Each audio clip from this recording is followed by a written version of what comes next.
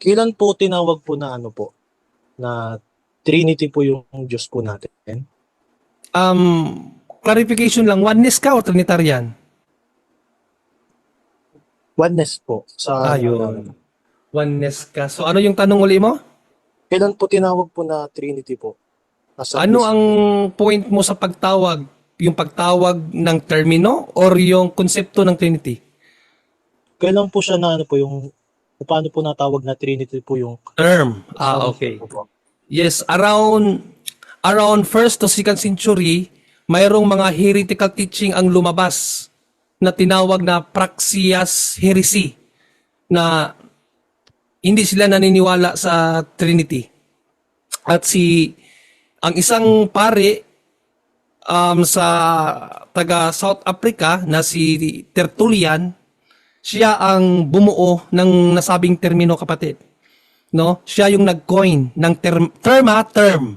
Hindi ang concept. Ang term ang ginawa ng paring si Tertulliano, inendorse sa simbahan na yung aral sa Biblia about one God na mayroong tatlong magkakaibang persona, pinangalanan yon na Trinity. So ang tanong mo kung kailan, 1st to 2nd century na coin yung term, pero yung doktrina nasa Biblia, kapatid. Magandang gabi po. Yes bro, I in o hindi? Ako po ay isang born again Christian po. Born again Christian. Good evening, kapatid. Sige po. May tanong po ako Pwede mga ba kuya. masilayan ang kayong mukha, bro? Kasi ang ano kasi namin dito, kung maaari sana, pwede maipakita yung mukha sa mga magtatanong. Pero hindi ka naman namin pipilitin kung hindi mo kaya magpakita. Sige po, mag-ano lang po. Ay, Kasi maraming salamat, makapatay kapatid. po yung ano po, ilaw. Actually po na ano po, na nasira po yung ilaw po namin. Pero dito na lang po ako sa labas. Na-timingan na yan, sige. Sige bro, ano yung tanong mo, bro? Yan po, kita na po ba po ako po? Yes, kita na, kapatid. Tanong ko lang po kuya yung By the way, ano pangalan mo? Christian? Miles po, Cervantes. Ha? Christian Miles Cervantes po. Christian Miles Cervantes ng Born Again Christian. Yes, anong katanungan mo, kapatid? Anong may paglilingkod About po namin? sa ano po, sa Trinity po. Yes? Kasi na-topic naman din po kanina po. Mm-mm. Kailan po tinawag po na ano po, na Trinity po yung Diyos po natin? Clarification lang, oneness ka o Trinitarian? Oneness po sa ano namin. Ayun. Oneness ka. So ano yung tanong uli mo? Kailan po tinawag po na Trinity po? As a Ano Christian. ang point mo sa pagtawag? Yung pagtawag ng termino or yung konsepto ng Trinity? Kailan po siya na ano po yung, paano po natawag na Trinity po yung Term. isang Okay. po? Yes, around 1st to 2nd century, mayroong mga heretical teaching ang lumabas na tinawag na Praxias Heresy na hindi sila naniniwala sa Trinity.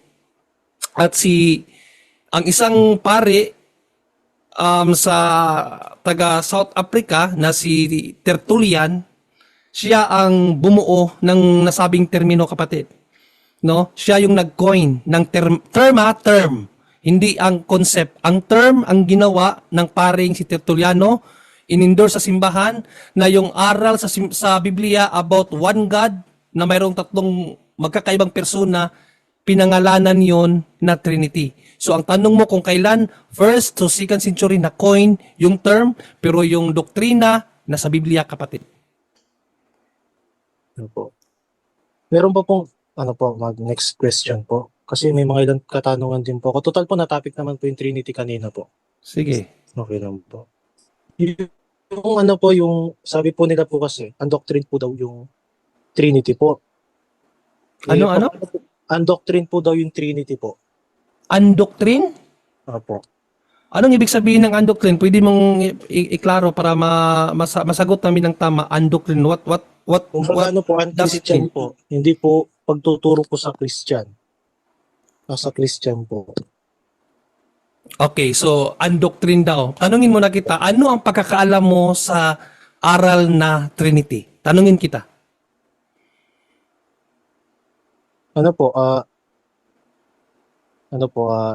isang Diyos po tapos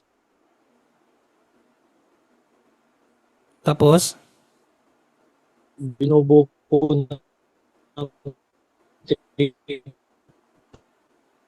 Nawawala yung boses mo, nawala yung boses mo. po, yun po. Oh, isang Diyos may Paano tatlong po natin persona. mapatutunayan po na, Oh, paano isang po Diyos natin may mapatutunayan po na ano po, Okay. tinuro po ni Kristo yung Trinity po. Tinuro. Tinuro. Basahin ko sa iyo Babasahin ko sa iyo. Tinuro ni Kristo 'yan. Babasahin ko sa iyo sa isang salin ng Biblia na The Voice Bible Protestant Version. Tandaan mo, mga Katoliko kami, pero gagamitin ko Protestant version, kapatid, ha? Babasahin ko sa iyo. Oh, si Panginoong Jesucristo nagturo niyan. The Voice Bible, kasi Ano pong alam mo talata naman, po? alam mo Ano naman pong verse pala, po? ha? Ano pong verse po? Pwede pong... Matthew 28:19, The Voice Bible. Sige Ipapakita ko sa iyo. Matthew Sige po. 28:19, The Voice Bible. Wait lang, hanapin natin yung reference ko. Ipapakita ko sa iyo. Wait lang. Saan na ba yun dito? Nasa baba yata. Wait lang, hindi ko makita Bro, agad. John Ray. Yes, Brother Wendell. Meron ka dyan, bro? Ipakita ko. Ikaw na lang magpakita, Bro Wendell. Ito ang nakasulat sa The Voice. No? Una, Protestant na salin ito. Matthew 28:19, The Voice. Go out and make disciples in all the nations, ceremonially wash them through baptism in the name of the triune God, Father, Son, and Holy Spirit. At hindi lang yan, Protestant na salin din na mabasa natin sa Revelation chapter 7 verse 10 sa Amplified Bible. Itong mabasa natin, and in a loud voice they cried out saying, salvation belongs to our God who is seated on the throne, and the Lamb. Our salvation is the Trinity's, to give and to God the Trinity we owe our deliverance. Yan po, Brother John Ray. Maraming salamat, Brother Wendell. So, kapatid na Christian, Opo. so doktrina siya, bro. Doktrina siya. Yung nagsabi sa iyo na hindi doktrina, ginuguyo ka lang yan. Actually, ang oneness ang hindi doktrina. Magbigay siya ng, hanapan mo siya ng Biblia na may binanggit ang Diyos is oneness. Wala. Opo. Sige po. May next Brother question John pa Ray. po ako, kuya. Yes, Brother Wendell. Ang oneness ay naniniwala sila sa tinatawag monotheism. Mm. Di ba? Oneness naniniwala sa tinatawag monotheism. But even the word monotheism does not Cannot be found found. in the Bible itself. Yes. Amen. Bro Christian? May next ano pa po, kuya, yung tanong po. Sige. May ginagamit po kasi akong ano po, na verse po. Yung Sige. First John 5:7-8 po. Okay. Pwede po ba natin itong gamitin po na batayan para sabing biblical po yung Trinity po?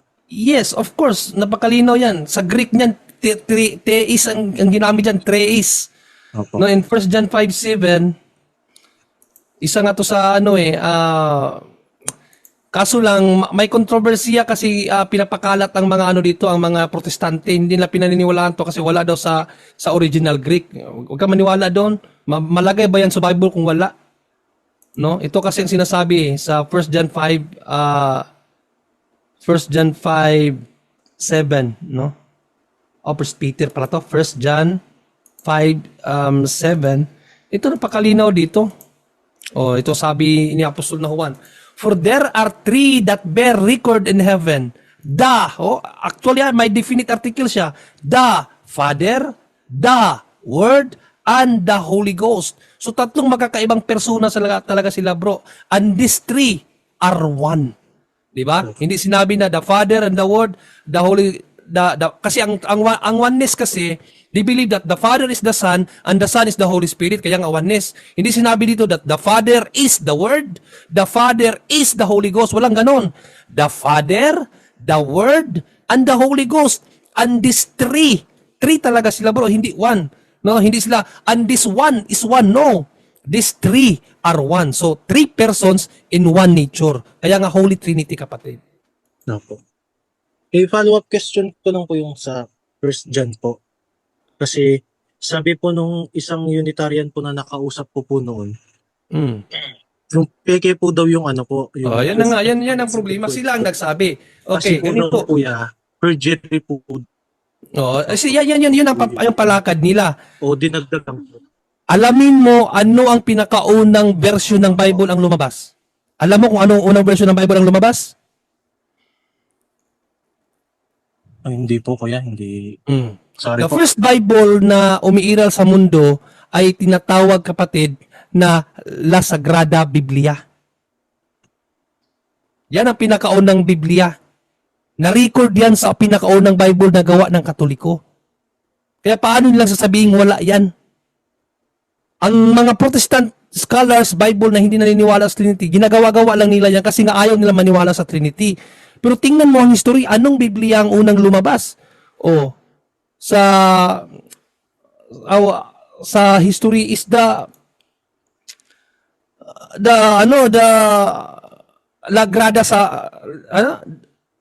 La Sagrada Biblia. Yan ang pinakaunang Biblia. At ang English niya ang English ng La Sagrada Biblia, kapatid, nagawa ng mga Katoliko, Douay-Rheims version.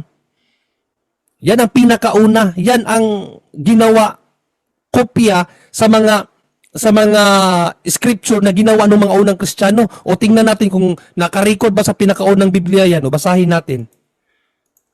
Douay-Rheims version, and there are three who give testimony in heaven, the Father, the Word, and the Holy Ghost, and these three are one. Huwag kang maniwala sa kanila.